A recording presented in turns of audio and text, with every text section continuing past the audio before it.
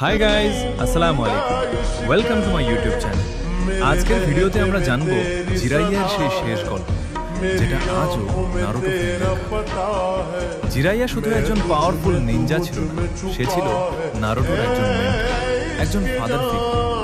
সে তার পুরো জীবন উৎসর্গ করেছিল হিডেন লিফ ভিলেজকে রক্ষা করার জন্য। কিন্তু একদিন সে এক ভয়ঙ্কর মিশনে যায়, হিডেন রেন ভিলেজে, যেখানে সে খুঁজে পায় পেনের সত্য পরিচয়।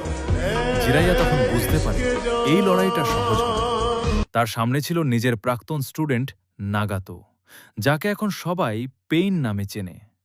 এক ভয়ঙ্কর যুদ্ধ শুরু হয়। জিরায়া তার সব শক্তি দিয়ে লড়াই করে, কিন্তু শত্রুর সংখ্যা ছিল অনেক বেশি।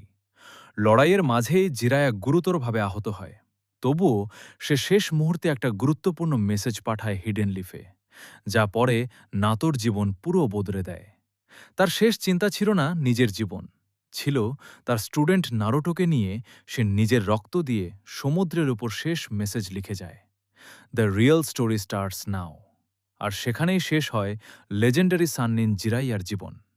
কিন্তু তার মৃত্যু কখনো শেষ নয়, কারণ সে বেঁচে আছে নারুটোর বিশ্বাস আর শক্তির ভিতরে।